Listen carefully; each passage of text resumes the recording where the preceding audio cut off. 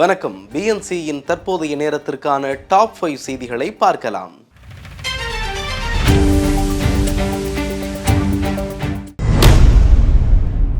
தமிழக சட்டப்பேரவை தேர்தலில் அதிமுக வேட்பாளர் யாராக இருந்தாலும் அவர்களின் வெற்றியை அனைவரும் உறுதி செய்ய வேண்டும் என்று தொண்டர்கள் நிர்வாகிகளுக்கு அதிமுக பொதுச் செயலாளர் எடப்பாடி கே பழனிசாமி அறிவுறுத்தியுள்ளார். சென்னை ராயப்பேட்டை எம்ஜிஆர் மாளிகையில் நிர்வாகிகள் மத்தியில் பேசிய புரட்சித் தமிழர் எடப்பாடியார் கூட்டணி கட்சிகளுடன் பேச்சுவார்த்தை நடைபெற்று வருவதாக கூறினார். தங்களின் தொகுதிகள் கூட்டணி கட்சிகளுக்கு ஒதுக்கப்பட்டாலும் அவர்களின் வெற்றிக்காகவும் கடுமையாக உழைக்க வேண்டும் என்றும் உட்கட்சி பூசல் இல்லாமல் அனைவரும் ஒருங்கிணைந்து பணியாற்றி வெற்றியை உறுதி செய்திட வேண்டும் என்றும் கேட்டுக்கொண்டார்.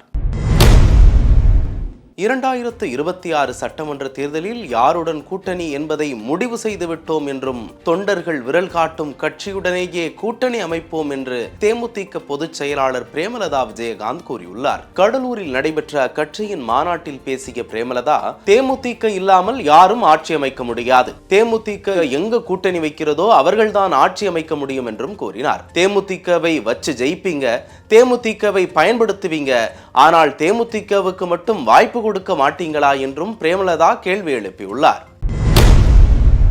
சென்னை மாவட்டத்திற்குட்பட்ட 4079 வாக்குச்சாவடி மையங்களிலும் தகுதியுள்ள குடிமக்கள் விண்ணப்பங்களை சமர்ப்பிக்க வசதியாக இன்று சனிக்கிழமையும் நாளை ஞாயிற்றுக்கிழமையும் சிறப்பு முகாம்கள் நடத்தப்படும் என இந்திய தேர்தல் ஆணையம் அறிவுறுத்தியுள்ளது. இந்திய தேர்தல் ஆணையத்தின் அறிவுறுத்தலின்படி சென்னை மாவட்டத்தில் வாக்காளர் பட்டியலில் சிறப்பு தீவிர திருத்தம் மேற்கொள்ளப்பட்டு வரைவு வாக்காளர் பட்டியல் கடந்த டிசம்பர் 19ஆம் தேதி வெளியிடப்பட்டது குறிப்பிடத்தக்கது.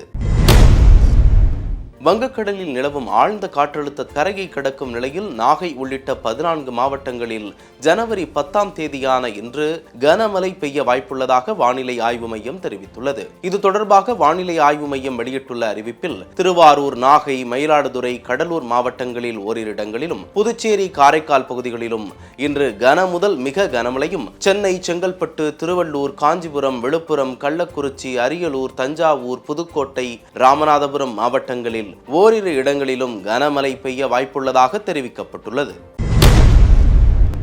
நடிகர் விஜயின் ஜனநாயகன் திரைப்படத்திற்கு உடனடியாக சான்று வழங்குமாறு தனி நீதிபதி பிறப்பித்த உத்தரவிற்கு இடைக்கால தடை விதித்து உயர்நீதிமன்ற தலைமை நீதிபதி அமர்வு உத்தரவிட்டுள்ளது. படத்திற்கு சான்று பெறும் முன்பு வெளியீட்டு தேதியை அறிவித்தது ஏன் என்று கேள்வி எழுப்பிய நீதிபதிகள், சென்சார் போர்டு சான்று வழங்க பல நடைமுறைகள் இருக்கும் போது சான்றுக்காக பொறுமையாக காத்திருக்க வேண்டும் என்றும் அதை விடுத்து நீதிமன்றத்திற்கு அழுத்தம் கொடுத்துள்ளீர்கள் என்றும் தெரிவித்தனர். இத்துடன் டாப் 5 செய்திகள் நிறைவடைந்தன. நன்றி.